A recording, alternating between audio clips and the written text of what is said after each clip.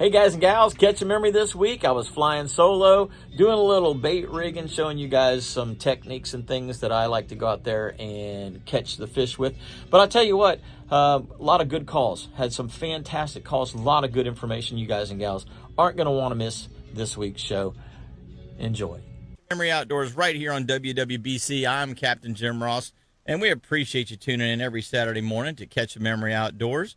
I'm going to get my Facebook feed launched up here so we can see who's on Facebook this morning. We appreciate you tuning in to the FM, AM frequencies as well, though, because that's our main signal, is our main 1510 AM signal. That's the one that you're going to find us on the most. And if you guys and gals want to listen on some of those other frequencies, you can get us at 99.9, 94.7, and 100.7 FM, which is really cool. Appreciate everybody tuning in. I'm flying solo this morning, and we want to let you know if you want to give us a call here or give me a call here at the studio, you can get in touch with us right here at our Cocoa studio, WWBC 1510, at 321-632-1000. That's 321-632-1000. And we'll do a little chat back and forth. You got any questions? You got any fishing reports you want to call in? I'd love to hear from you. And let me get my Facebook feed going up here this morning so we can see who is on and rolling with us this morning. Looks like we got a couple guys on this morning. So good morning to Carl Harmoning and Daryl McCall, Josh Brewer. Let's see, a couple of other guys in there. Appreciate you all tuning in this morning. And you know, it's one of those things where we are dodging weather this week. Weather has definitely impacted how, when, and where we can go fishing. And so I want to talk a little bit about some of the things that I've noticed here this week in particular. Also got some rigging that we're going to be doing here in just a little bit so that you guys and gals can get a chance to check out the different ways that I like to rig things, why I like to rig them that way. And like I said, if you have any questions and you want to call in, you are more than welcome to call in and give us a shout here on the air. We want to first start off talking about the tarpon bite, because the tarpon bite this week has been pretty good. It's really not been fantastic, but it's been pretty good. And so we'll take that. You know, when we've got water conditions that are as dirty as they are along the nearshore waters right now, especially first part of the week, it was really, really bad. And so when you're trying to, even find bait in this yoo-hoo colored water, it's extremely difficult. And the water was dirty out of Canaveral anyway. The water was dirty out to 35, 40 feet. It was, half a mile offshore. It was still dirty. And normally when we're tarpon fishing, we are fishing within about 200 yards of the surf break. That's where you're going to find the majority of the tarpon. Yes, they do school up out in the 30, 40-foot depths, 50-foot depths sometimes. And we've seen that happen earlier this year.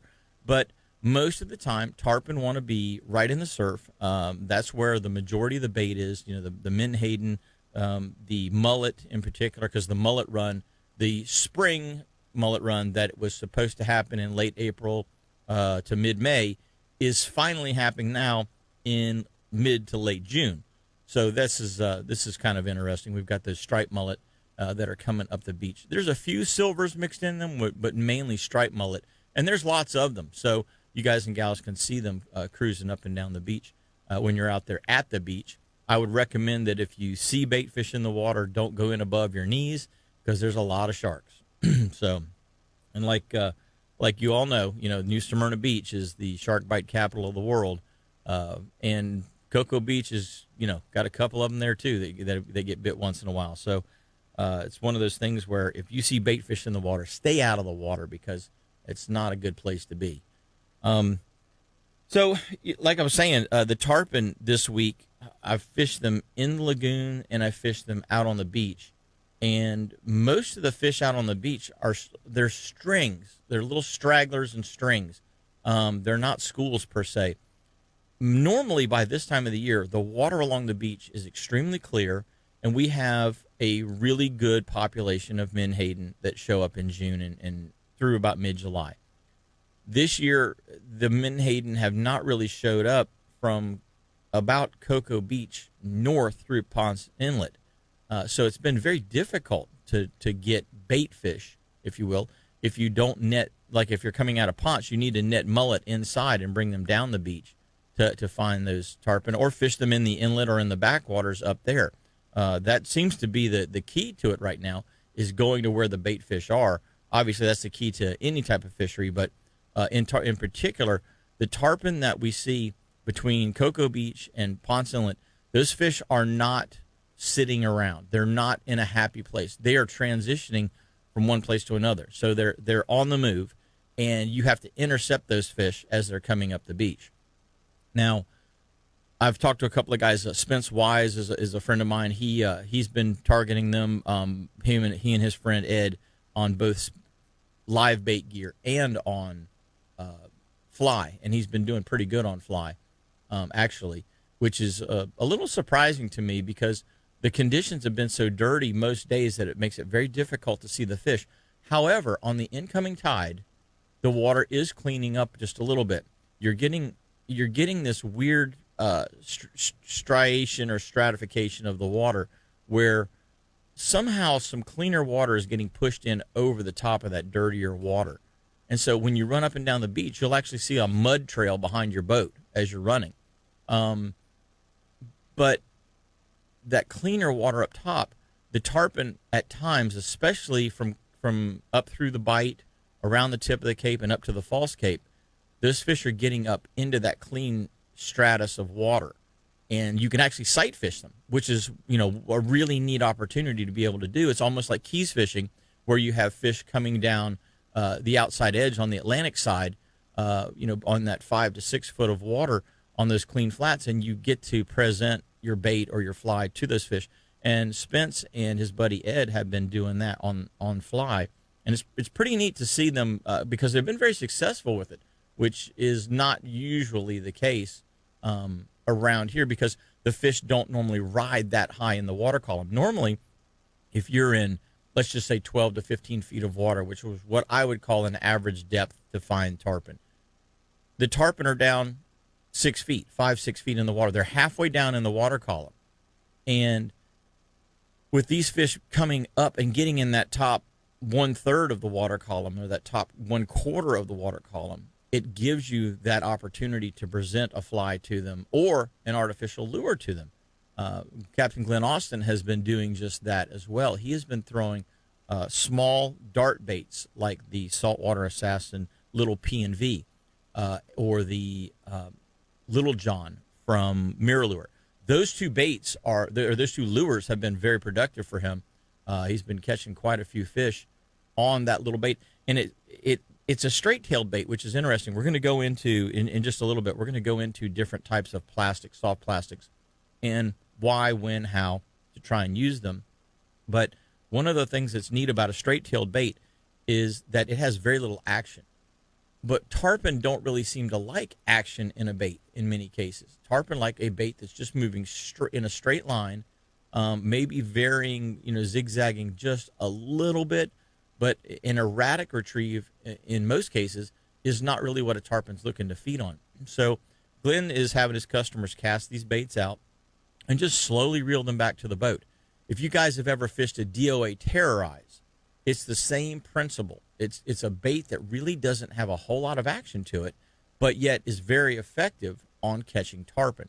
So these are some of the baits that I've actually been throwing with my customers this week as well, just to try to get some additional lines in the water, get some hookups, as opposed to just trolling or slow trolling with the live baits out the back of the boat, or drifting, depending on how the wind condition is for that particular day. So that sight casting scenario really is a unique scenario, because you can watch the fish react to your presentation.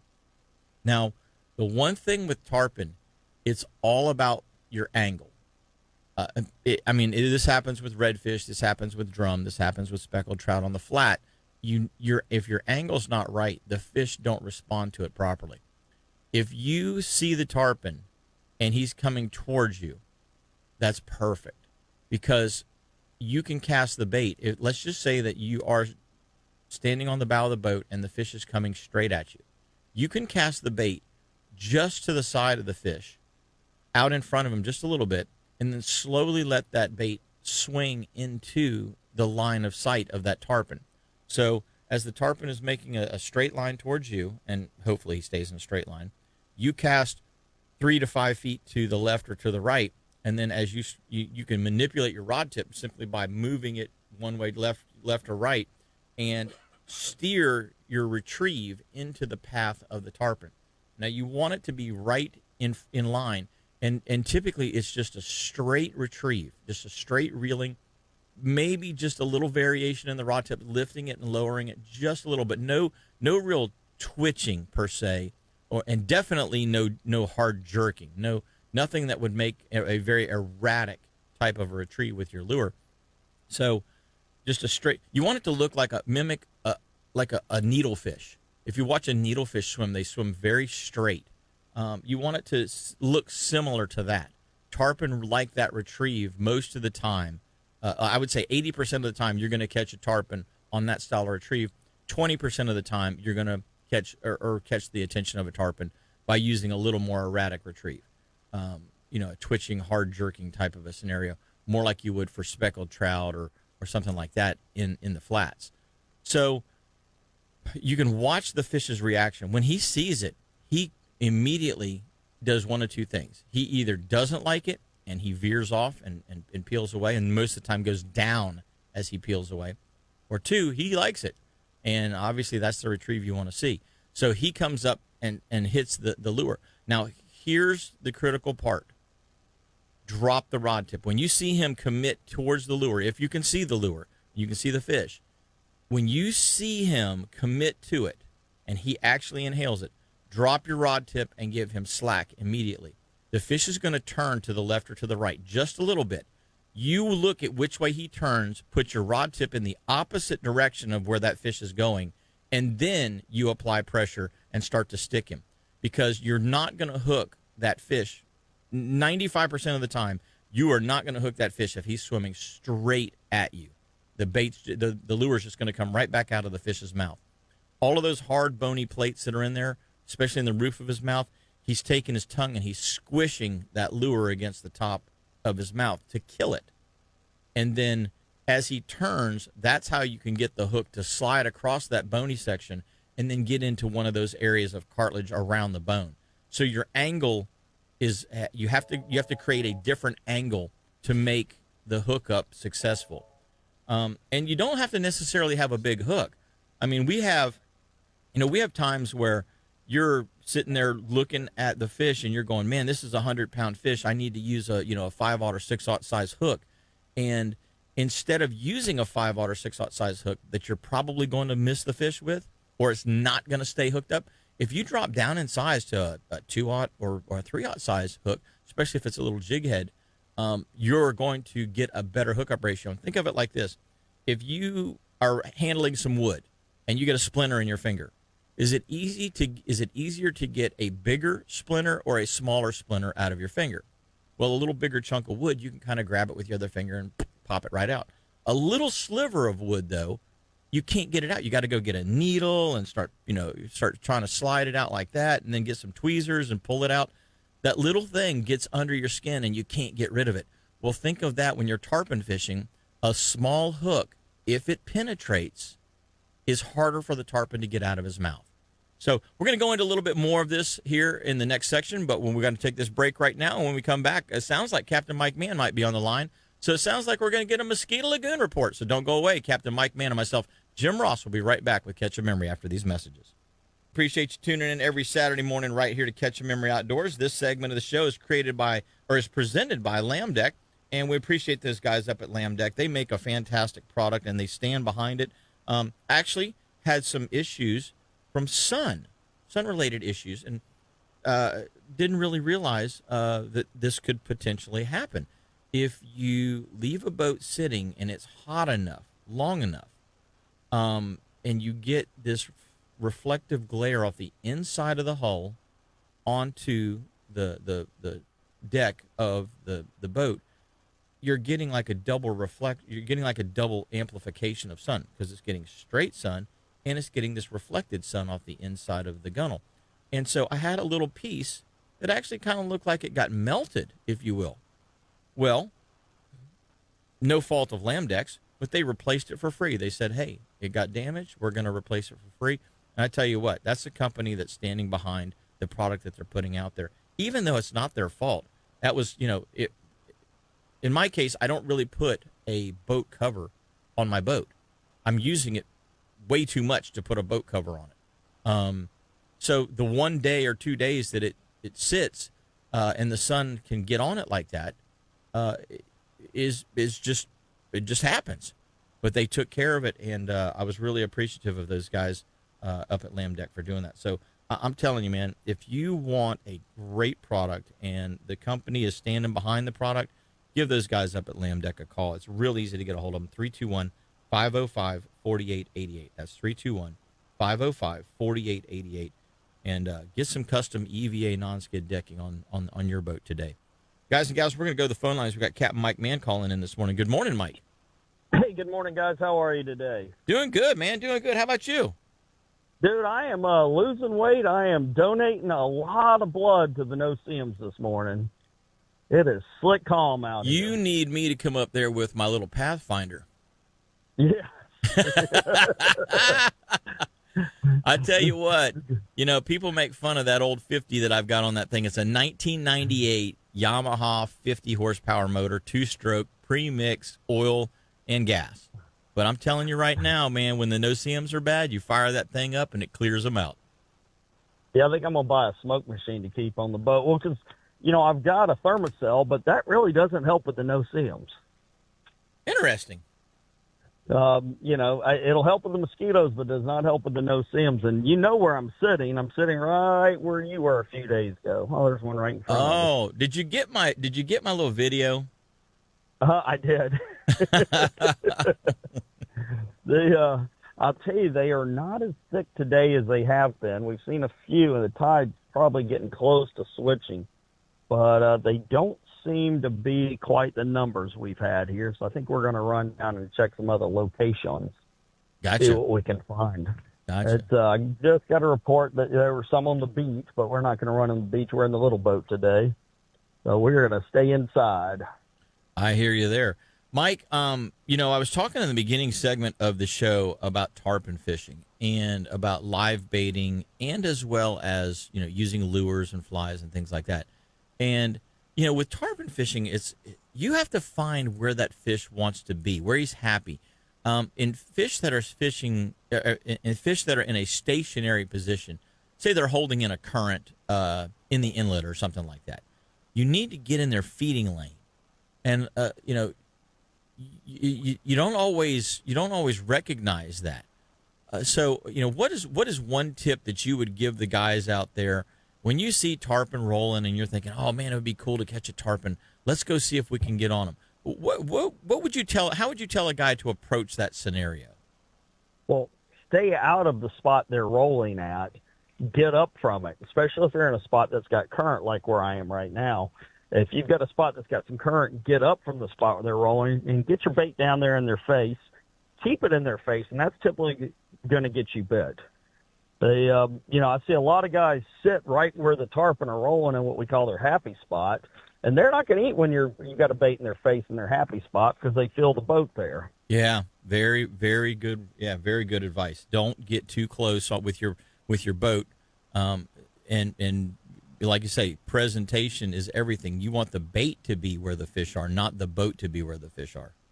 That's correct. I've seen a lot of guys come sit right where the fish want to be, and, they've got them coming up rolling all around them. If you've got them rolling beside your boat, you're in the wrong spot. Yeah. Yeah. You're in the middle of it. You're not up ahead of it. Yep. Yep, you need to be up current from that. And the other thing with tarpon is, it's really easy to see them rolling in a place, run over there. Set up a bait, then suddenly you get your bait there, and then they're rolling where you just were.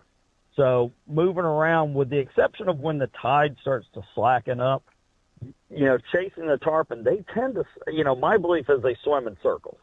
And they're just doing big circles through the area you're in. And when they come up and roll in that area, it's because that's the spot. They roll in that same spot, every 10, 15 minutes. You'll see same spot, almost It's identical. You'll see a tarpon come up. You keep a bait there, and you wait that 15, 20 minutes. Usually one's going to eat it, if you're lucky. Today we have been on catfish and jacks. No, the numbers here are probably about 10% of what you had here the other day when you were fishing this spot.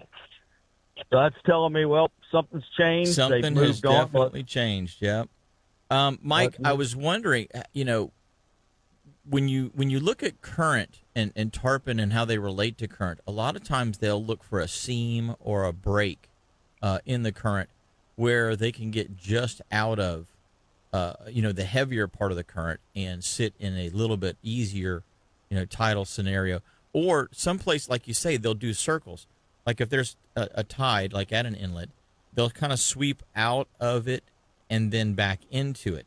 And like you do, like you say, they'll kind of circle that area. Yeah. The area and like the areas that I'm fishing. There's we lost you. You there, Mike? But there's also some underwater oyster bars here that create little eddies, and that's once you figure out where those oyster bars are, those little high spots, you keep a bait near them, and that's when you're going to get. That tends to be when you're going to get bitten. This area I'm fishing, I happen to know exactly where there's a couple of oyster bars, and I like to post up, and it's not something you would ever notice is there unless you've gone by it on side scan and you saw it pop up. Yeah. A lot of the fish on the beach, especially the Satellite and Melbourne Beach area, a lot of the times the fish will want to sit near the rocks that are along the water there, and the rocks are in like 7 or 8 feet of water. So it creates a little bit of a break from the swell and the surge of the ocean, I guess. And so they'll sit there. It creates that, but it also creates an ambush spot. Where they can sit there in that break, and as that bait comes by, they can come up and ambush them. And, there are fish that like to not expel a ton of energy to eat. If that's why you'll find them in huge bait pods where they can just basically go through there and gulp a couple baits at a time. And they get really good on the glass minnows. Glass minnows can't cover a lot of water really fast. No, you're right about that. So you'll get those times when they get on those glass minnows and, they'll come up, grab a mouthful, and then they'll, go back down, swing back around, let the bait ball come back together and come up and do it again. Yeah, that's a good example of it because those little fish can't really get away from the bigger fish. They're struggling hard enough just to maintain themselves in the current sometimes, and the bigger fish are obviously more powerful and they can maintain their position in the current. So it makes it a lot easier for the bigger fish to just sweep through there and just, like you say, almost kind of go like a whale, a baleen whale, just scooping up plankton, but they're scooping up glass minnows. Yep, and big fish stay big by not burning a bunch of calories to eat. Yep. Well, Mike, smaller fish, they're still aggressive. Mike, I have to ask, how is the lagoon water looking after we've started to get a little bit of rain? It was 2 days ago. It was still beautiful. We have not gotten a ton of rain up here. I've gotten a little, and probably maybe 2 inches, 3 inches over the last 2 weeks. So the water's still really clear, really pretty looking. And the temperature's kind of getting back to, it's 85 right now, and I'm, where I am. I'm getting ready to head south into the basin and see what's going on down there. But water's been beautiful. I mean, absolutely beautiful. Cleanest I've seen it in years. That is great news. That is fantastic news. Redfish and trout report. Redfishing's been really good on chunk bait or on these calm days when you get some sunlight, being able to sight cast them, either a live shrimp. Yep. Or a paddle tail has been working really well. You got to go weedless now because we have grass. That's a good thing. And on those early mornings where you got a little cloud cover like we've got today, a topwater can be really effective on the trout. And then the pigfish has been great on the trout, especially if you got wind. Today we have no wind, which is why we're being eaten alive. But today's not probably a great day for pig fishing because you don't have any wind. Those trout really like a little bit of wind and get that water moving down in the basin. Yeah, I find that anytime there's a little bit of a ripple on the water, it's a better fishing day than it is if it's slick calm. Yeah. Now tarpon fishing, I like it slick calm because you can see everything and you can and you'll get them a lot of times where we're just basically up on top finning. Yep. And we're leaving this area and head to a spot where hopefully I can get some up finning. And if not, we're going to switch over and throw some chunk bait and go catch some redfish. All right, buddy. Well, how does somebody get a hold of you? Yeah, I've got a few days still available in July and August. You can give me tarpon will be great through both months, even into up to October. You can give me a call at area code 386-295-5991. You go right to my website, fatfishguide.com. Follow me on Instagram, CAPT Mike Man with 2 N's, and Facebook Fatfish Guide Service. Awesome, buddy. Well, good luck out there today, and hopefully you won't get all the blood sucked out of you by those no-see-ums. Yep. We're getting ready to go blow them off of us, guys. All right. Have a great weekend and a safe 4th of July. Take care, buddy. You too. Thanks. Bye. Hey, gang, we're going to take our next break. When we come back, we got a whole lot more going on with Catch a Memory, so don't go away. We'll be right back after these messages. We appreciate you tuning in every Saturday right here to Catch a Memory Outdoors. If you have not checked out Sun State Pest Management, you really need to check them out. These guys are on top of their game. They're going to get you bug-free. If you've got an issue, give them a call. They'll get the bugs out of your house, out of your garage. You know, it started raining every day now, and the bugs want in. And if you're like my house, you know, I got all kinds of things around the garage that the roaches and everything else really, really like. I've got bait scents. I've got scented baits, scented lures, variety of different things. And, man, they really love to come out there and get into that kind of stuff. So keep an eye on what's going on in your garage and in your house. You know, the ants want to get in. They really don't like that rain outside, so they want to come in where it's nice and dry. So give Sun State Pest Management a call. 800-781-7378. That's 800-781-7378. Let them come over and get rid of your pest issues. Got a couple of other things that we're going to talk about here. I was just looking at I got a text from a good friend. And unfortunately, I see this all the time, and he's seeing it as well, where people are going out bottom fishing. And, of course, you're not allowed to keep red snapper. And, of course, gag grouper's out of season right now as well. So, basically, you're limited to scamp, grouper, red grouper, lane snapper, mangrove snapper, sea bass, triggerfish, amberjack, cobia. Those are kind of your bottom species at this point. And one of the things that a lot of people don't know, but by law, according to the FWC, Florida Wildlife Conservation Commission, by law, if you are bottom fishing, you're required to do 2 things. One, if you're using bait, that is. If you're using a jig, a deep jig, a vertical jig, this doesn't apply as far as the hook goes. But you're required, if you're bottom fishing, to use circle hooks when you're bottom fishing. And a lot of guys don't, especially a grouper fisherman. A lot of the grouper fishermen still like those big 9/0 offset, J hooks, if you will. But FWC says that you're required to use circle hooks when you're bottom fishing. 2, you have to have a descending device on the boat if you're bottom fishing. It has to be rigged up and ready to go. You have to have, in my understanding, you're supposed to have a dedicated rod set up with the descending device on it, and clip the fish on it, set it to the depth that you want it to release at, and drop it back down with a weight on it. You guys and gals that are going out there and just taking the red snapper in particular, because there's so few of them, we catch so few of those every time we go fishing. In fact, we caught one trolling pogies yesterday. So that tells you that has so few of them out there.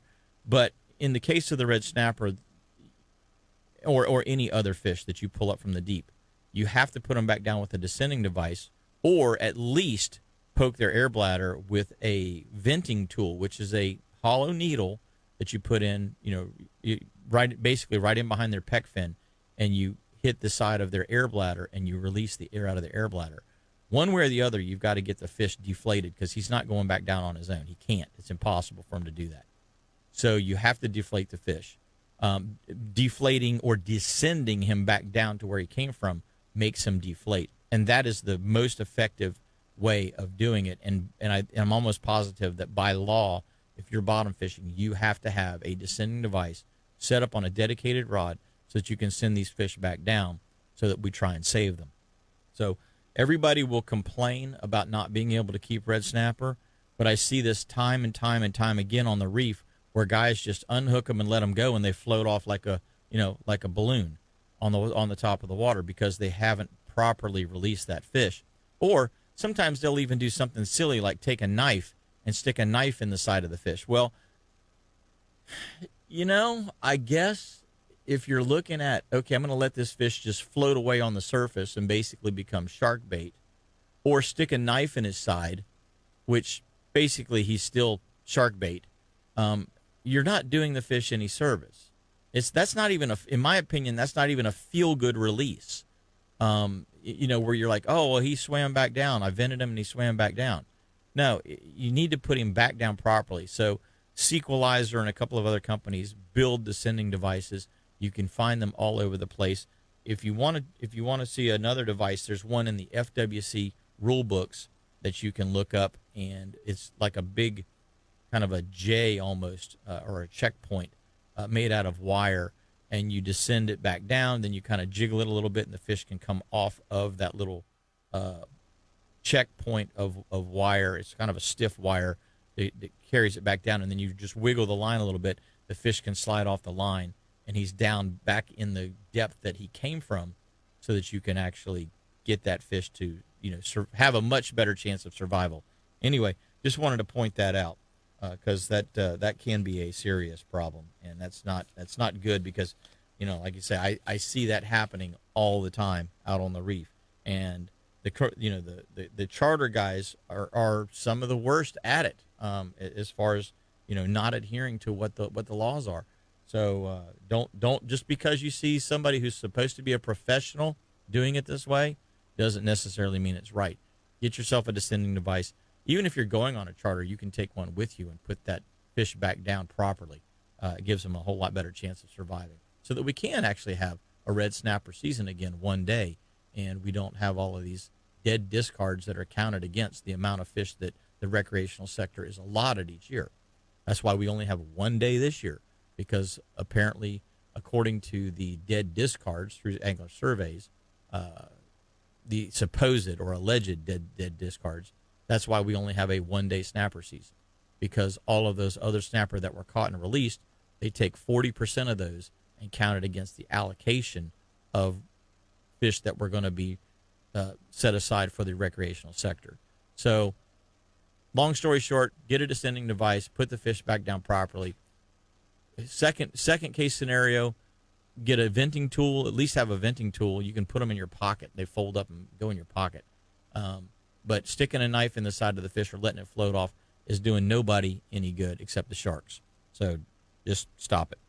Want to go check out the Facebook page here. It looks like there's quite a few guys and gals on this morning. Want to say good morning to everybody. This morning is a neat morning for me because it's one of those mornings where I didn't have a co-host come in today, and so I get to do some interesting things with the show. And one of the things that I'm going to do is I'm going to talk a little bit in this next segment about doing some fishing with plastics and why I fish with the type of plastics I fish with. So let's go ahead and take our next break. When I come back, I'm going to have a couple of things set up here on the table. For those of you guys and gals that are watching on the Catch a Memory Outdoors Facebook feed, you'll be able to see it, but I'll try to explain to you what it is that I'm talking about in enough detail that you can get a picture of it in your mind's eye for those of you that are listening over the radio and over the streaming feed. So we're going to take our break, come right back. I'm Captain Jim Ross. Don't go away. We got a whole lot more right after this. I want to let you know this segment of the show is brought to you by Engel Coolers. And if you haven't checked out the cool stuff from Engel, I tell you what, you really need to. It's funny that my phone this morning, I'm getting more texts and more all kinds of Facebook Messenger messages coming in and various other things. But I want to let you know that you can go to engelcoolers.com and find some of the coolest coolers, no pun intended, out there. The thing about I like about Engel's is they think about everything, and they go, okay, How can we make this better? How can we make that better? And so they come out with a design, and then a couple of years later, they come out and they've got an even better design. As an example, the new Ultralight 60s are a really cool version of the Engel cooler lineup. Now, I've got Engel coolers from 15 years ago that are still going strong, and they're out in the sun every day. I've got one in the bed of my truck that's chained into it. They're in my boats every day. These things just last. They just last and last. Occasionally, you got to get a replacement part here and there, a replacement plug or maybe a latch. But what's really cool is you go to engelcoolers.com, and they've got all those things right there. The hang baskets that you put your food in to keep them separated from your drinks and stuff and down in the ice. Once again, you can rebuy those and put those in there. The cutting board / dividers. All of these things are available on the website. And, if you haven't tried one, here's what you're going to find out.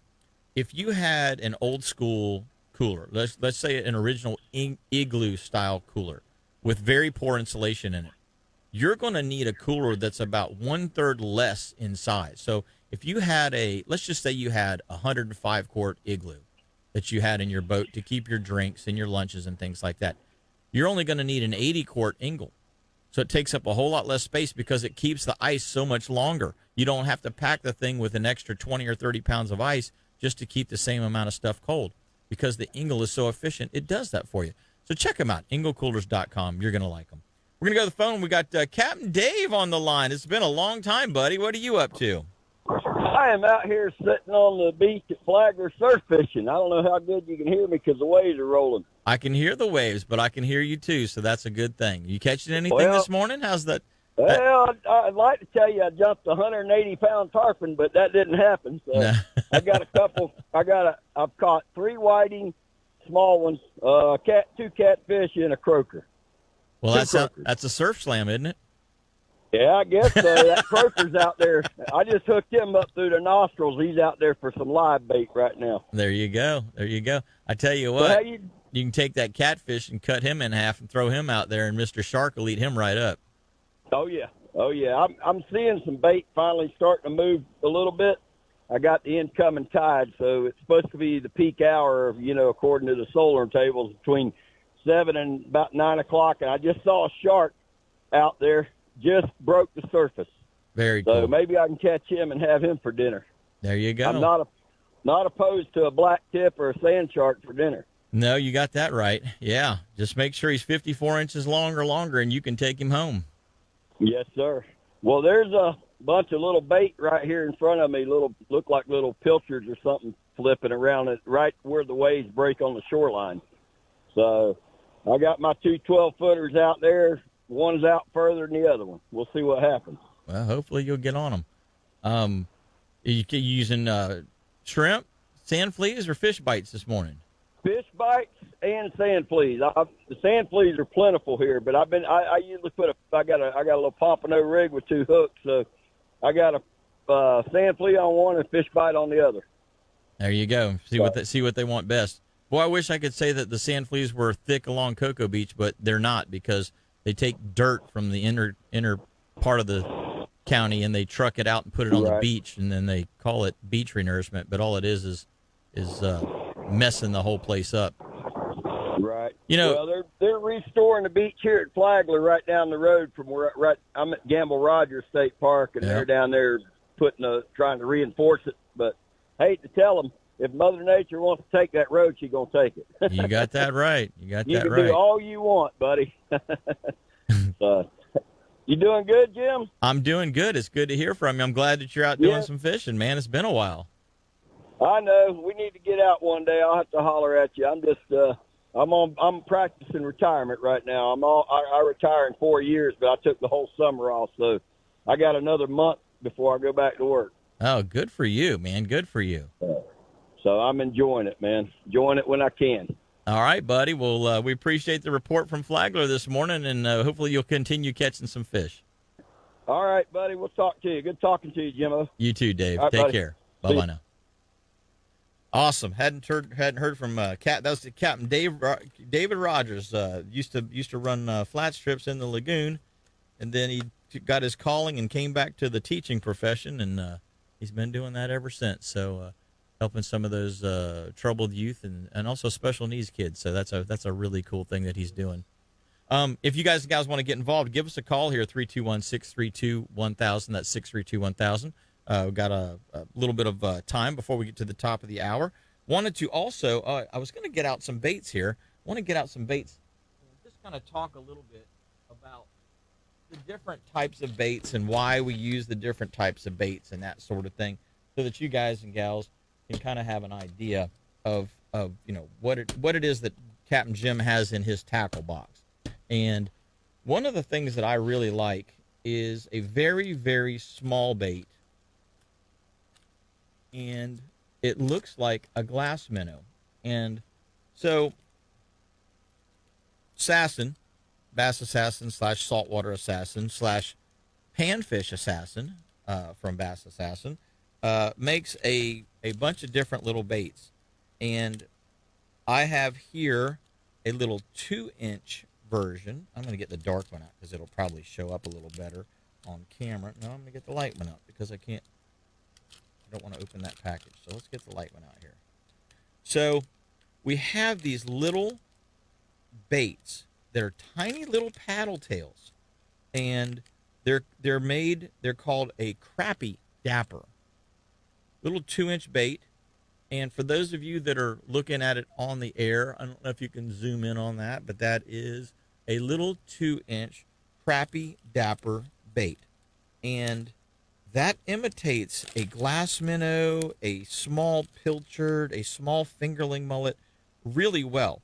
Now, it's 2 inches long. Now I'm going to hold up the 4-inch version, and you guys that can watch on the TV can actually see the difference in the size.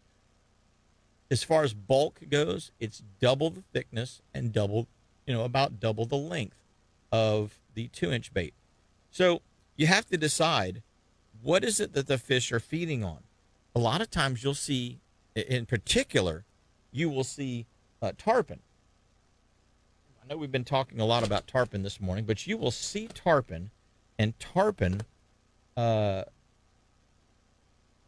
get this bait out here. Tarpon will get very size specific as to what they want to eat. So I just pulled out another lure here. This is the Saltwater Assassin Die Dapper, which is a sea shad version. So I've got a 2-inch bait, I've got a 4-inch bait, and then I've got a 5.5-inch bait. And you may see a bunch of mullet like the size of this 5.5-inch bait in the water, or even a little bit bigger, 6, 7, 8 inches. Those are really good sized baits because you can put them on a hook and the tarpon can see them, or any other bait fish can see, any other predator fish can see them. But a lot of times your bait will get ignored, and you have to recognize when you see fish busting, whether you see bonito, they're really, really, this is one of the things that they do a lot. Tarpon do this a lot. Sometimes you'll see them busting, and you'll see mullet in the area, and you're thinking, oh, they're blowing up on the mullet. Well, they're not. They're blowing up on some kind of little fry, like this little 2-inch little crappie dapper or crappie, speckled perch bait. And so they're feeding on the small fry, the glass minnows, the baby pilchards, the baby, even baby finger mullet. Like in the lagoon system, I was up in fishing Mosquito Lagoon on Tuesday. There are just thousands of these little 2.5-inch mullet right now. And the trout really like them, but the tarpon do too. Even though there's 4-inch and 5-inch mullet, and there's 6-inch and 8-inch mullet. There's a lot of different size mullet in the Oak Hill and Edgewater area right now. So you are trying to pull this 4.5 to 5-inch bait through the areas you see the tarpon, blowing up, but you're not getting any results. Sometimes you have to drop all the way down to this 2-inch size bait. And if you do that, then you're going to find that you're going to start getting hookups, because the fish will get very specific at times on the size of bait fish that they want to feed on, and they won't deviate from that. And it's frustrating as all get out, especially when they're on a glass minnow feed, because you can't put a glass minnow on a hook. There's no hook that's going to land a tarpon that you can put a glass minnow on and keep the glass minnow alive. So that little 2-inch bait is one that you need to have in your repertoire. And I carry them in a bunch of different colors, a bunch of different sizes. But for me, the meat hook color, the gray ghost color, those are two that are really good. I like the meat hook color when the water is light or the bait fish look light. I like the gray ghost color whenever the bait fish are looking dark in the water. And then, obviously, color can be played with to the infinite degree. You can have high-vis stuff like chartreuses, oranges, pinks. You can have low-vis stuff that's, browns and blacks and things of that nature. And then you can have your flat colors like your whites, and so, or like white. That's just a flat, solid color. Alewife is another good one that is sort of a flat color. And a lot of times with tarpon, profile is everything. And I think that the flat colors work better sometimes on tarpon than they do on specifically in the case of other fish. Redfish really like a two-toned colored bait. They will hit a single colored bait, but man, if you have a black back and silver body, or you have a green back and silver body, or a black back and a gold flake body, they really seem to like those color combinations a whole lot better. And trout can be anywhere in between. Trout sometimes will hit a paddle tail, sometimes they'll hit a straight tail, sometimes they'll hit a curly tail. Trout don't seem to be nearly as picky as redfish or as tarpon in many instances. And you can kind of lump the snook in there too. Snook will get very size specific as to what they're eating, especially when they're underneath mangroves and they have streams of mullet coming by them, and they'll watch the mullet go by, and they won't do anything, and then all of a sudden a little group of glass minnows will come by, and boom, they'll be all over those glass minnows. So, it's one of those things. Look at what the fish are actually striking at before you try to decide what size lure you're going to throw at them. Sometimes you can do that and sometimes you can't. But if they're going to give you that visual where they're coming up and blowing up on the top and striking at things, look at what it is that they're striking at. Because a lot of times it's not what you think. You think you see a mullet or two jump, but the mullet were around the glass minnows.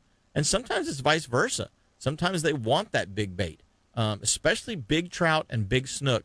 Sometimes they do not want that little tiny bait. You get a 35, 38, 40-inch snook, and you're seeing finger mullet go by. Here's an example. Fishing the jetties at Ponce Inlet, Canaveral, or Sebastian. You watch these finger mullets stream by, and the fish aren't really paying attention to them. And then all of a sudden a school of 8 to 10-inch silver mullets swim by, and boom, the snook go nuts on them. They want that specific size bait for whatever reason, and so you have to make sure that you're matching the hatch, if you will, and your lure presentation and your lure profile is the same size as what it is that they're wanting to feed on that particular day, or it can be that particular time of day even. Sometimes they'll go from bigger baits in the morning to smaller baits in the afternoon. So just kind of keep an eye on that, and don't get frustrated. It's easy to get frustrated, especially with tarpon, but matching the size bait that they want to feed at that particular time, that's what you want to look at. Guys and gals, we're going to take our top of the hour break. When we come back, we got a whole lot more Catch Your Memory, so don't go away. We got Lisa on the phone from CCA right after this message. Appreciate you tuning in every Saturday right here to Catch Your Memory Outdoors. I'm Captain Jim Ross. In this segment of the show, we're going to talk a little bit with Miss Lisa Fitzgerald from CCA about the Star Tournament. Lisa, welcome to the show. Top of the hour. It is a whole nother hour of Catch Your Memory right here. Now, it sounds like you might be out on the water or in the woods this morning. Are you outdoors? No, I am not outdoors. I'm actually in a vehicle traveling. So that was what I heard. Sorry for any of the background noise. I didn't know if you were just kind of moving along in the boat slowly or what, but I could hear a little bit, but that's okay. Yeah.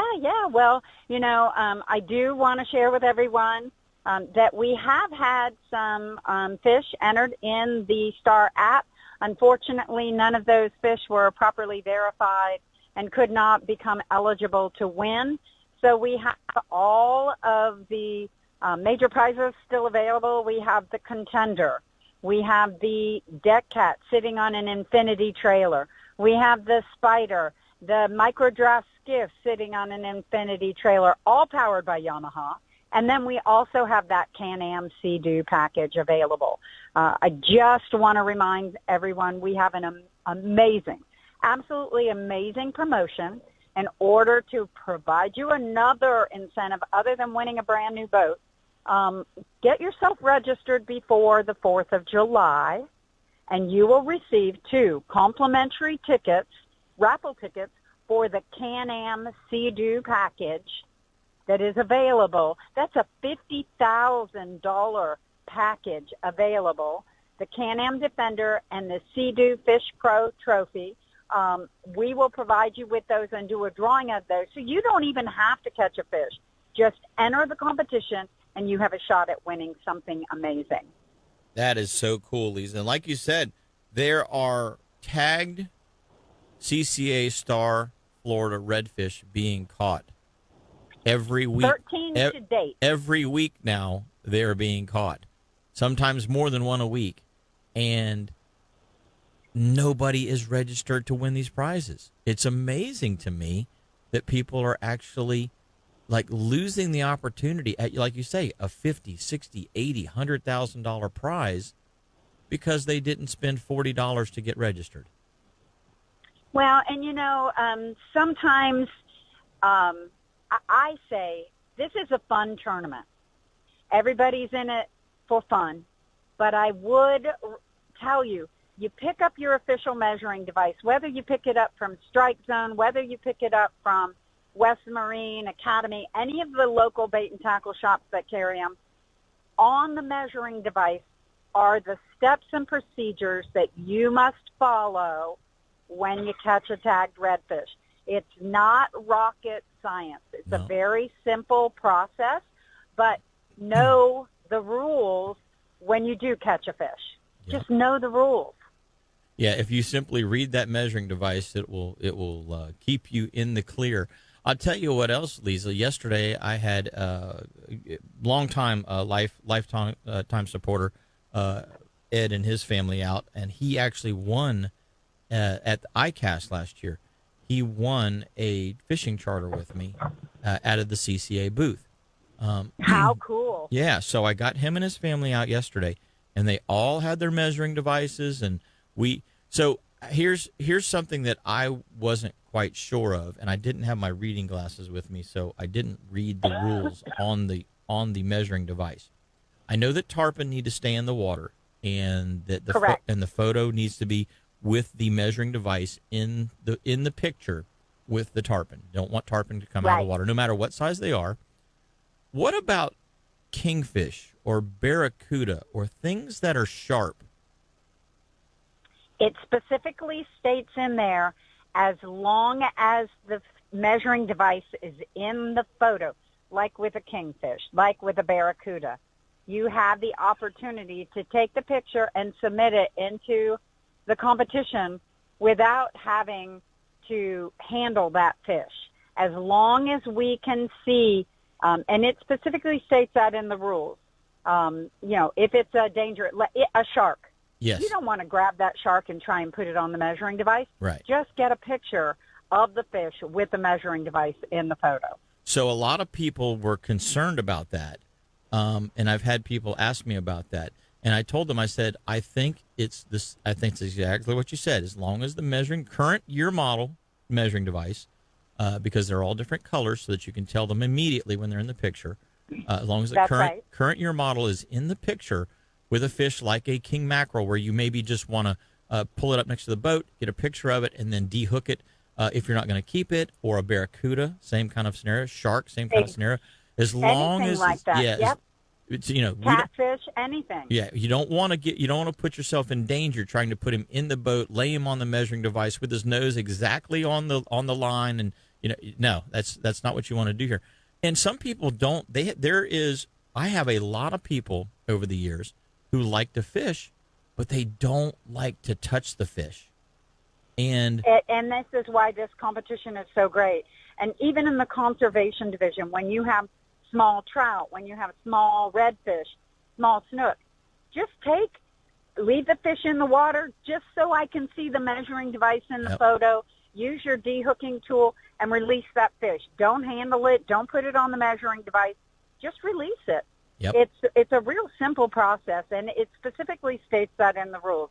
As long as, now, with those fish you're entering in the inshore division, like a red, I really do need to be able to see that it is at least 18 inches. Yeah. It has to be a minimum size. But I really tell people, like I had a gentleman who had this massive snook. Well, I see it. It's a 40-plus inch snook. Yeah. He's holding it, and he's got the measuring device in his teeth. That's a legal qualified fish. Yep. So I take it. As I said, this is a fun tournament, but I want you to follow the rules. Size doesn't matter except for minimum size. It is not the biggest fish that wins. So we do a random drawing of all of the entries. You just need to make sure that you read the rules and understand what the rules are. Well, thank you for that clarification, because I know that there's been a little bit of confusion about that out there, and that rule has actually kind of changed over the years. So it's a lot safer for the angler now, and it's a lot safer for some of those species of fish, like we mentioned, that you don't necessarily need to bring in the boat as long as that measuring device is in the photo next to the boat. That's correct. And, the other thing that I try to remind people of is kids. When you have your kids out there, make sure that you're taking the pictures of the kids' fish, because they only need one fish a day in the youth scholarship division, and then they can enter all of their other fish, if you want to take the time to do that, in the conservation division. And there are some really cool prizes in that power pole conservation division. Just make sure that you're entering your fish in there. You're winning some amazing prizes. The Coast to Kick plastic trash division is another great division. Once you've caught your fish, start picking up trash. There are so many cool things that you can do. That is so true. That is so true. The Coastal Conservation Association has come a long way over the years, and you guys have got such a great, legacy that you've built with all of these programs, helping anglers, helping recreational anglers. If somebody doesn't want to fish in the star competition, that's okay. You can still become a member of CCA, because if you just become a member, you're helping with habitat restoration, fish restocking, policy making in at our state legislature level, to try and make sure that you have access to hunting and to fishing. Well, fishing in particular with the CCA, and so reef rebuilding. There's so many things that CCA helps with, that the low cost of the membership, which is way less than 50 cents a day, is so worth it for anybody that enjoys the outdoors here in Florida. And I wish that everybody in the state of Florida would become a CCA member, whether you fish or not, because it's one of those things that it's making your world a better place, even if you don't go out and take advantage of it, but maybe 2 or 3 or 5 days a year. It's still making it a better place year round for when you do want to go. You are so right with that. And with your listeners over there in Brevard and Vero and all the way up to Ormond Beach, take a look at the Indian River Lagoon. What was it like 5 years ago? Yep. Now look at it today. What is it like today? And it's so CCA much better. It's not the only organization that is working over there to make a difference. But if you look at the clam restoration project, we were instrumental, Blair and I working together to get this billion clams that we will achieve. Right now, it's 40 million clams that have been dispersed in the Indian River Lagoon system. Look at the oyster bed renourishment. Look at the shoreline stabilization. All of these things are programs that CCA Florida has been instrumental in either initiating, collaborating on, or funding. And, I always hear, all CCA does is hold big parties and raffles. Guess what? Those fund the $9.2 million in habitat restoration that our organization has done. brick and mortar projects in our coastal waters over the last 10 years. Yeah, it's pretty impressive to see the list of things that CCA has been able to partner with or to just spearhead. It's definitely, if there's one organization out there that you're going to belong to, I would say this is the one, because it gets things done. And everybody that moves to Florida moves here because they enjoy the Florida lifestyle. They enjoy being outdoors. They enjoy, the waterways. They enjoy the woods. And it's CCA is a big part of getting that habitat and keeping that habitat in good shape. Well, I can only thank you. You have been an instrumental part in getting the word out there, in getting people engaged in your area. And I can't thank you enough from so many aspects of what you do, what your listeners do. So thank you. And if anybody wants to get registered, take advantage of those 2 complimentary tickets before the 4th of July. They can go to CCAFLSTAR.com, get themselves registered.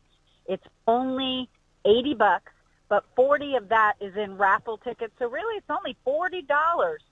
You're getting 2 raffle tickets for an amazing prize, and you don't even have to catch a fish this summer to win something cool. Exactly. Well, guys and gals, we got our next break, but thank you, Lisa, for all that you and CCA are doing, and hopefully our listeners will take advantage of those 2 extra tickets and get signed up for the Star Tournament today. Thank you so much.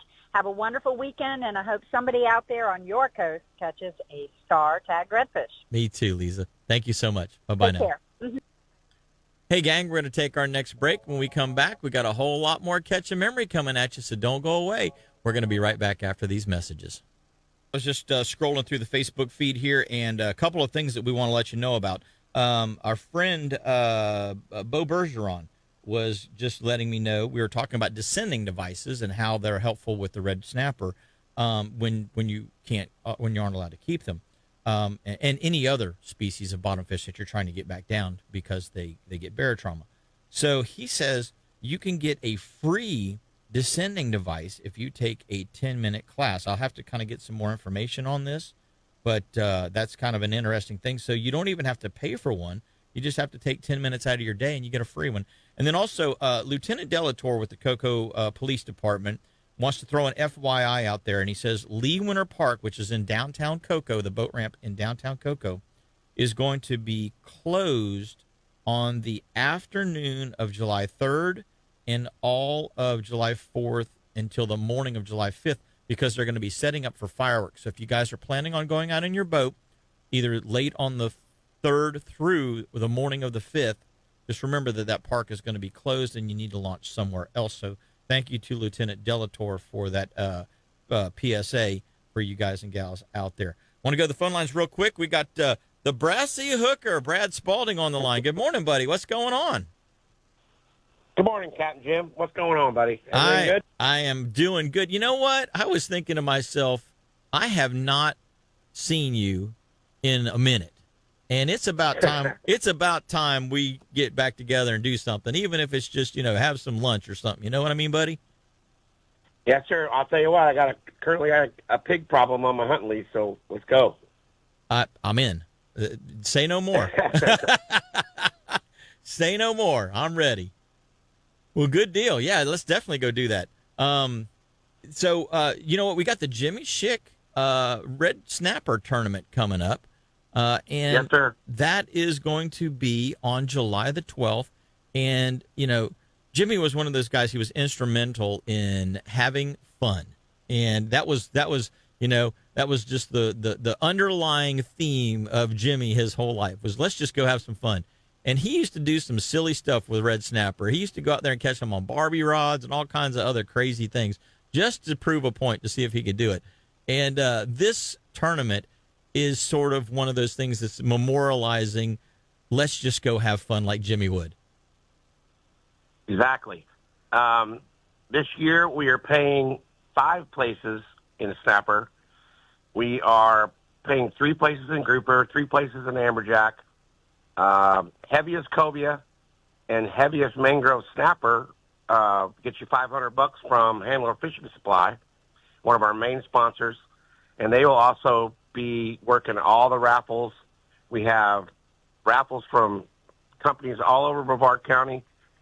It's just going to be, since it's only that Friday we're fishing because the government thinks that's the best way, we're just doing a soft registration Thursday night at Fish Lips, nice and easy, no captain's party. And midnight Friday morning, lines in the water, and we're doing an early weigh-in at 4 p.m., cutting it off at 4 p.m., and we're going to the awards at 5, and then we're just going to probably melt down Fish Lips with the awards party. Well, that sounds like a whole lot of fun, buddy. So when you say lines in, that means at 12:01 midnight, just after midnight, that's the start of the fishing day, according to FWC, Exactly. And that's going to be the start of the tournament for those people that get involved in it. Yep, and, I don't suggest going out in the dark, but I know a lot of people love to do it, and, as long as you have all your safety gear and you know what you're doing, I mean, you get out there you'll probably be by yourselves for a little while, And I'll tell you what else, they bite a whole lot better at night, that's for sure. Oh, yeah, yep. So for those guys that have FLIR and radar, have at it. I know, right?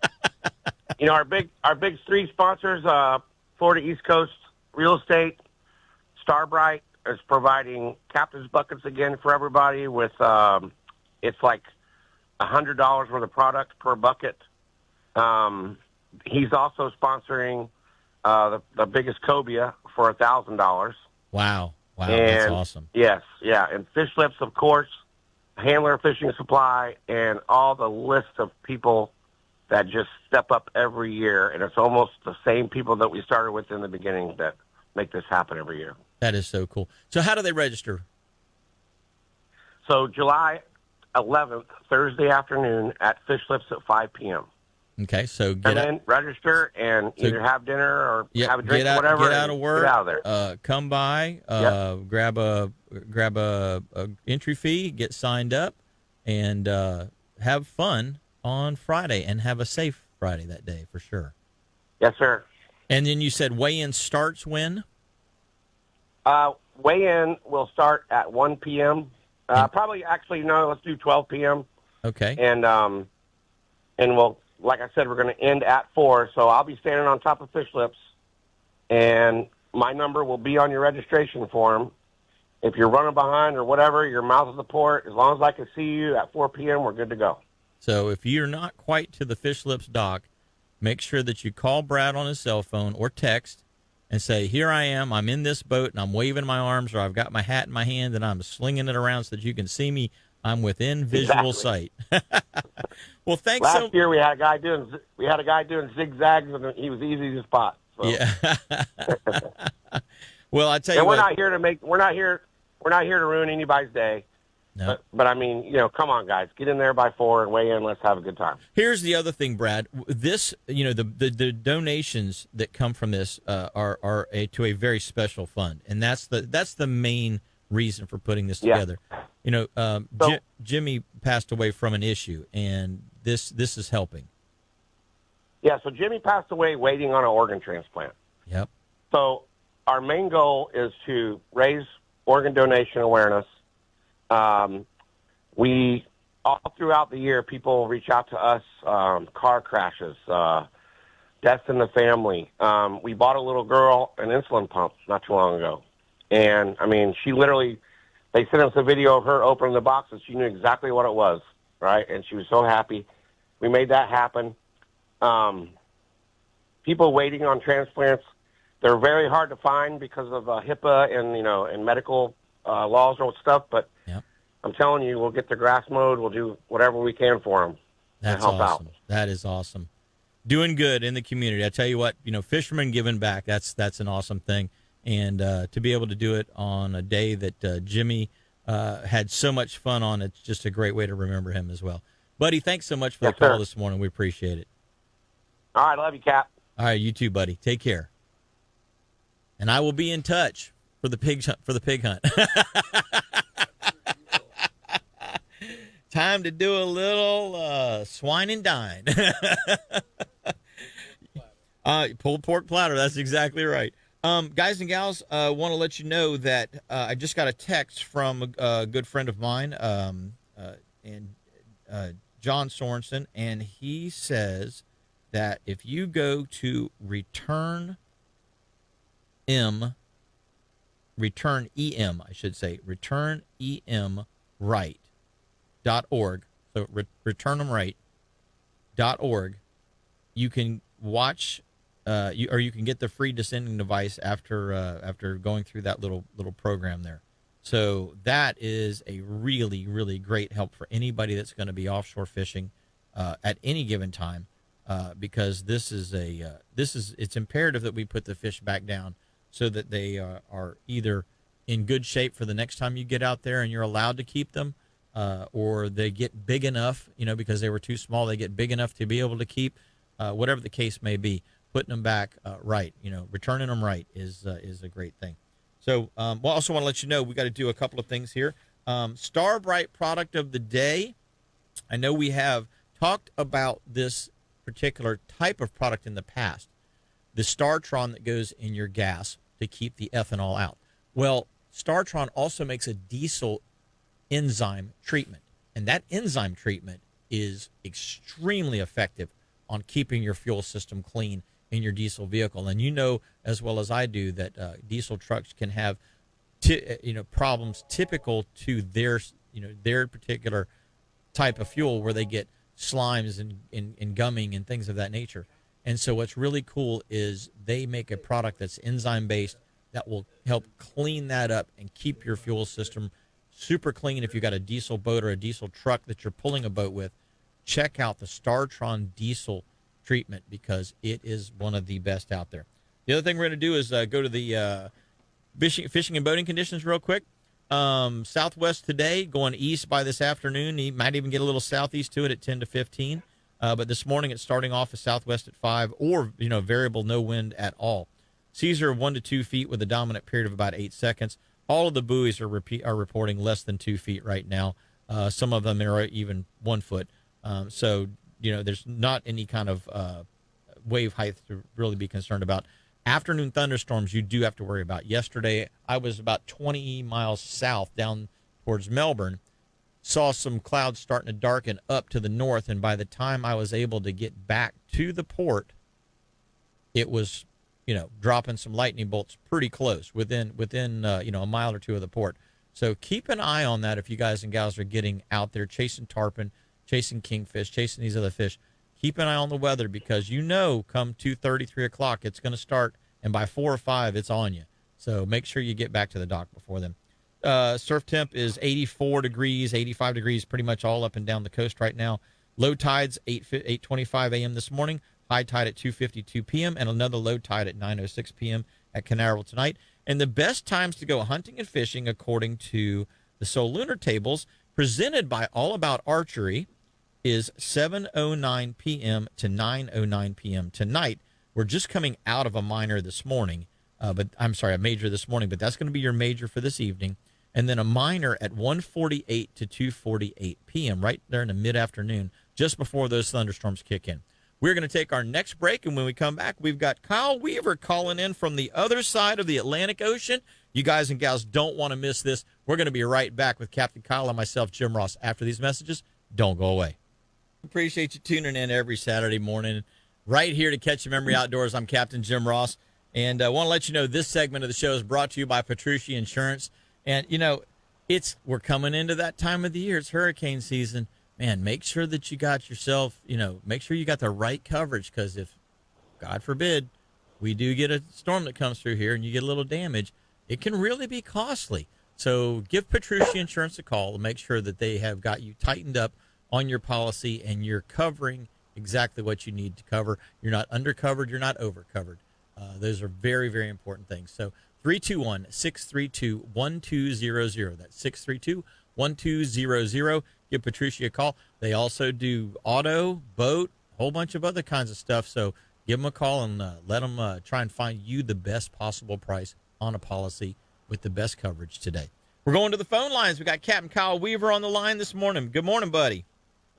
Well, good afternoon. Or Morning for you good guys. afternoon, depending on here. where you are in the world, huh? That's correct. So, where are you in the world? I am about 10 miles out from our marina in Madeira, just going by the deserted islands and almost to Madeira. So we left yesterday from Gran Canaria and took a beating for the last 30 hours, and here we are. So, what are you on the mothership right now, or are you on the sport fish boat right now? I am on the sport fish boat. The mothership's still in the Med. It's going to come out of the Med and meet us here sometime around the 6th or 7th. Okay, so you're getting the sport fishing boat to Madeira early so that you guys can get in on the bite that's happening, or what's the reason for kind of separating it from the mothership? Well, the mothership, the owner wanted to do the tour in the Mediterranean, and then we were held up in Canaries due to weather, and then I had a incident in the hospital there that held us up too. But, we were originally here to fish the World Cup on July 4th, which is the largest single blue marlin around the world in your time zone anywhere in the world. Interesting. So this is a worldwide tournament that people are going to be competing against each other for a 24-hour period in the Pacific, the Atlantic, the Caribbean, just the Indian Ocean, everywhere. Yep. So the Indian Ocean starts it off first. It's 8:30 to 4:30 in your time zone, and then it'll be Cape Verde, us, and then Azores, then Bermuda, then Bahamas, East Coast of the United States, then the Gulf of Mexico, which is another hot spot, and then Hawaii finishes it up.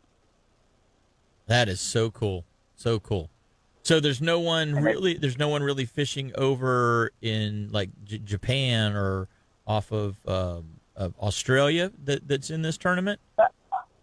No, Australia this time of year, they don't have the bite. There will be a couple, actually there'll be a couple boats in like Fiji and Bali and stuff like that. That'll probably start it off, there's always a handful, probably 20 or 30 boats throughout those islands that'll fish it. Gotcha. How many people get into this tournament every year? There's going to be 400 boats, so it's going to be close to $2-point-something million. That's a heck of a purse. That's the one to win. And what is an entry fee? It's like $4,000, and then there's Calcuttas on the side. So there's different tier levels of Calcutta. So there's the Big Blue Challenge, and then the Big Blue of the day or whatever. So right. The single largest blue marlin over 500 pounds is a qualifying fish. So it has to be over 500 pounds. So generally a 700-800 takes it. And occasionally, you get one that's pushing quadruple digits. There's been three granders caught in the World Cup that have won it, and there's also been some low fives. You just never know. It's the luck of the draw. Madeira's been actually really hot right now. There was 1,050 caught here 2 weeks ago. Wow! And then there's an 831 that got tail wrapped 4 days later that they boated, and it went 831 pounds. And then every day there's been one over 6 caught out of here with the 5 boats fishing. So you get a shot here, it's usually a qualifying fish. Now, what are you pulling for a spread? I mean, let's go through a typical blue marlin spread when you're trying to get a big fish. So I'll pull 2 big teasers, and then I'll have a giant pitch ready to go, and then just 4 lures. And all the lures, are obviously all on 600-pound or 550-pound leader. And depending on where you fish, here they seem to eat big lures, so you pull bigger stuff, and it's also calmer because of the lee of the island. Opposed to like when you fish Bahamas, it's everybody fishes different in the East Coast, and then the Gulf of Mexico, those guys are really, really good at catching them on live bait around the oil rigs. Right. And then you got Hawaii, and those guys will pull what we pull over here in Madeira, basically, lures from 12 to 20 inches long with anything from a 9 to 11-aught hook in it. Gotcha. And so, when you're talking your pitch bait, you kind of glossed over that. What is a good size and type of bait fish to use as your pitch bait rod? I've got a 20-pound wahoo we just caught that's in the freezer, and it's going to be my pitch bait. Big bait, big fish, right? 20-pound wahoo. I'm gonna use a 20-pound wahoo as my pitch bait. That's actually small. I mean, these fish over here, we had a 45, 50-pound yellowfin tuna, a couple of them today, and one last night or whatever. But that's what they're in here eating on, is those 60 to 150-pound tunas. That's what these big blue marlin are in here eating on. So a 20-pound blue marlin is not, or a 20-pound wahoo is not very big. It's kind of like it's kind of like pitching a pilchard at a 100-pound tarpon, huh? Yeah, it's like a hot dog to you. It's not a whole big meal to them. It's just a snack. I mean, we caught a Mediterranean spearfish yesterday, and most of these big fish that we catch here will have those spearfish in their bellies or a white marlin in their bellies. That's amazing that they will eat things that are that big. I mean, they'll have that and a 150-pound yellowfin tuna in their stomach. I mean, I've seen them with porpoises in their stomach, baby porpoises in their stomach, 180-pound yellowfin tunas in their stomach.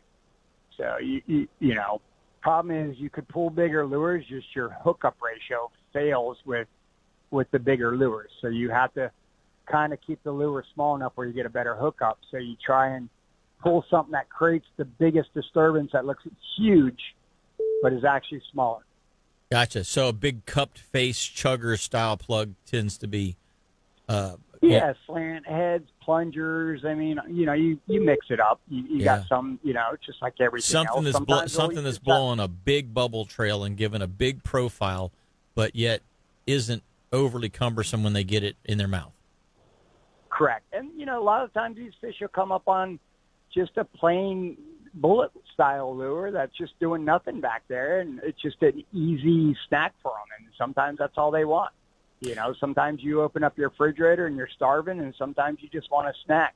These big girls are, they're no different. It's so interesting that you say that, Kyle, because I started off the show talking about tarpon presentations and how tarpon a lot of times will eat a small fly, a streamer fly, or a smaller soft plastic bait like a saltwater assassin little P&V or a Mirror Little John, these little dart baits that really don't look like much or do anything at all.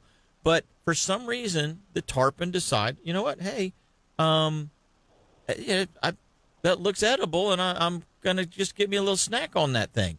And even though it's not what you would really think is the right size bait to throw at that, or the right size lure to throw at that fish, being 80, 100 or more pounds, and this little quarter-ounce jig head with this little 3 or 5 inch bait on it, but sometimes that's just exactly what they want, and they respond well to it. It's interesting that the big marlin are the same way. They will snack on a small bait that's really not making a whole lot of commotion up there.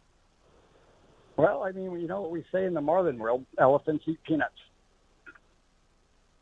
Yeah, that is the truth. That is the truth. We have one of my favorite teasers is something called a mud flap. It's a silhouette of a tuna, and we'll put it behind a squid chain or in a daisy chain. And, we have them 13-inch, 24, 36, 48, and we actually had a 62. And the problem was they came up and ate the 62-inch tuna, which, 62-inch tuna is 150, 160-pound, 200-pound tuna. Yeah. They would come up and eat it. You would have a 300-pound blue marlin come up on that 48-inch mud flap, which is, an 80 to 100-pound tuna, no problem. But the problem is you give them that, and then all of a sudden you take it away from them. And they're like, no, I came up to eat a filet mignon, and now you're trying to give me a hot dog. Yeah. I don't want the hot dog. So, unfortunately, when they come up on these things, you got to have, if you pull something giant for a teaser, you better have something giant to give them, because they'll snub their nose at, that 20-pound wahoo. If I got a 48-inch mud flap out there, they'll probably snub their nose at it. So, you raise them on it, but they won't switch over. That's what they want. Okay, guys and gals, so this takes us back to the first and second segments of today's show in talking about bait profiles and the size bait that the fish want. Sometimes they want a little bait. Sometimes they want a medium bait. Sometimes they want a large bait. And so if you're throwing baits or lures, you want to match the hatch as to what it is that they want. Otherwise, a lot of times they'll snub it.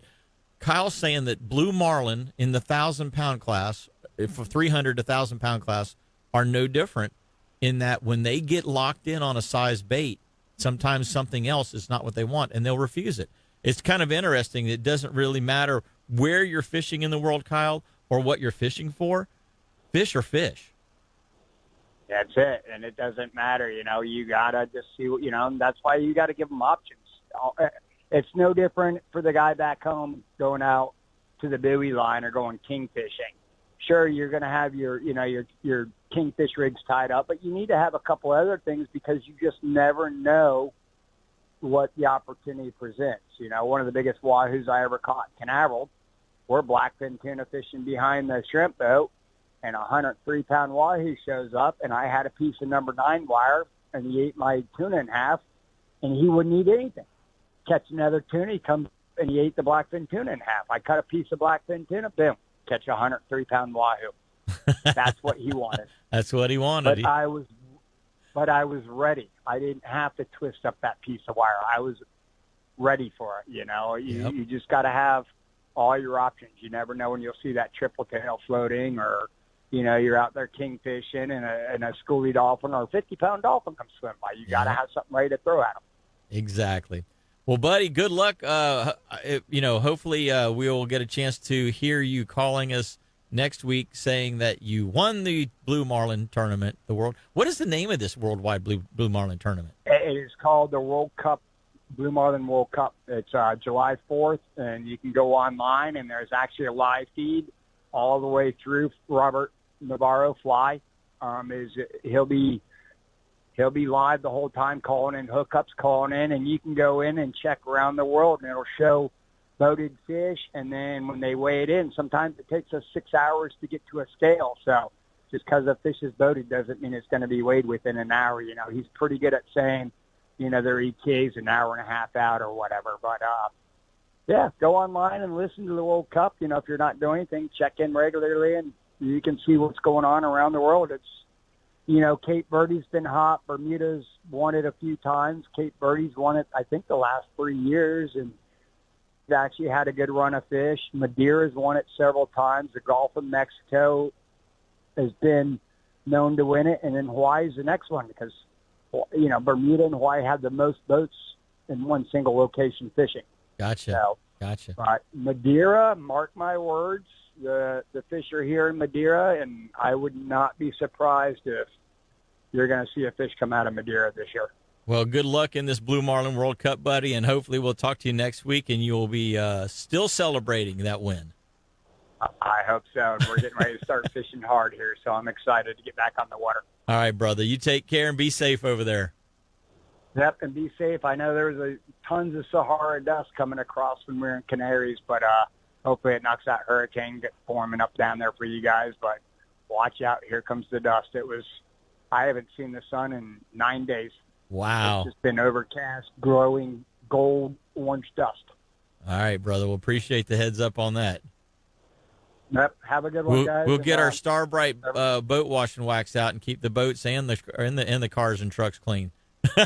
Unfortunately, I'm 2 hours away from the marina, and this boat, it was 4 to 8 foot all the way across for the last 30 hours. And I think if I took off my pants right now, they'd stand up. They're so starched. I bet you they will. Well, thank you so much, Kyle. We appreciate the call. You guys have a good one. You too, buddy. Bye-bye now. Hey, gang, we're going to take our last break of the day. I know we had another caller that was trying to call through. If you want to give us a shout back, we'll have about 4 minutes when we get back from this break, so don't go away. We got this segment of the show being brought to you by Strike Zone down in Melbourne. If you need all the cool gear that all the cool kids have, check out Strike Zone. One of the things that's really been becoming popular lately is bottom fishing and deep dropping out in the deeper sections. And that's one of the things that Strike Zone kind of specializes in. They've got a lot of those deep drop rods and reels down there. You can get a whole lot of information from those guys on how to do it and kind of where to go. I mean, general areas of where to go. So give them a call down there at Strike Zone. Tell them you heard about it right here on Catch Your Memory Outdoors. We're going to the phone lines. Captain Jeff Kranick from the Coastal Sportsman is on this morning. Good morning, buddy. What's going on? I'm giving you a report from our remote location down here in Tavernier. The southernmost location of the coastal sportsman. So, what's going on down in Tavernier this week? You know what? It's dead down here. It's got to be the calm before the storm. Everybody's got vacancy signs up, and so we'll see what happens tomorrow. This is usually one of those weeks where they make you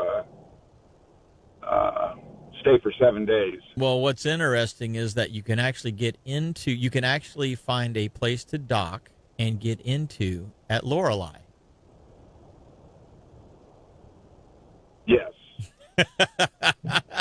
That took a minute to sink in, but yes, you can actually get there because there's not 40 boats trying to tie up and get to the libations at the tiki bar there. We're actually, I know we've talked about it before, but we're actually heading to Robbie's for breakfast. Oh yeah, I need to give that a try. They, our go-tos over the years has always been Mangrove Mike's or the Lorelei, but Robbie puts on a heck of a spread too. So, well, the next time we get to watch the tourists feed the tarpon. Yep, and try and get their hand ripped off. It's funny. I go at tarpon with gloves, and I was just thinking to myself, those guys over there, when I grab a tarpon by the lip, I'm trying to get the hook out of it and wrestle it, and that is not a fun thing to grab a hold of. It's rough, it's abrasive, it's angry, and I can imagine, that's after you fought gotten all the fight out of the fish. I can't imagine trying to do it when he's fresh like that, and having one grab a hold of your hand and try and pull you off the dock.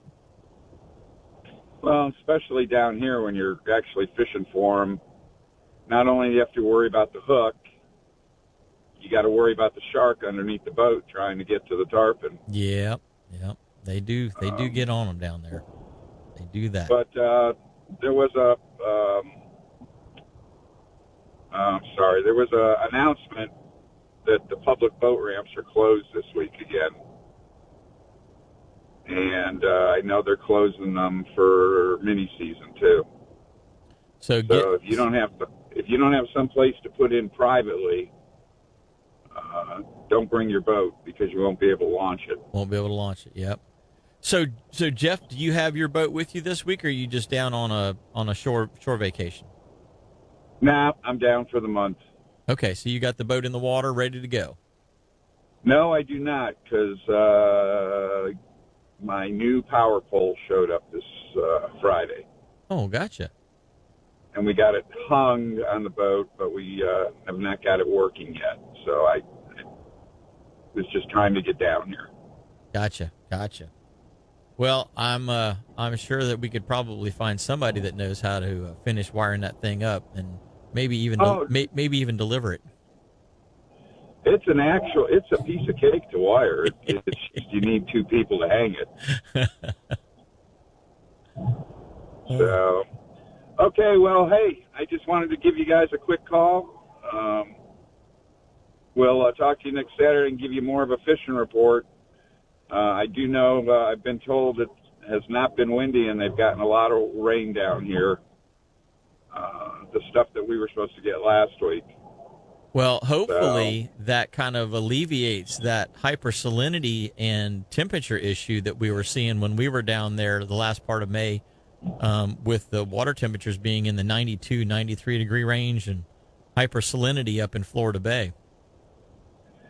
Well, they've got all the conditions right now to where that's not happening. Good. But, we've got a whole month to go, so let's hope the rains continue and it keeps the fish happy and keeps the salinity down. All right, buddy. Well, hopefully you'll get a chance to get out on the water. Give me a bonefish report for next week if you get the opportunity to talk to anybody that's doing that. I will. That's one of the first. That's one of the first ones we're heading to. Is that Secret Key with all those bonefish on them. Wink, wink. Hopefully they're sitting right there waiting for you, brother. Okay. I will talk to you later on then, my friend. You have a great week. Sounds great, Jeff. Hey, if somebody wants to get a hold of you when you get back, are you doing any alligator hunts this year? I am, and you can call 321-863-9182.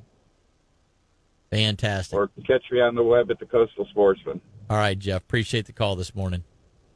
See you, brother. Thanks, buddy.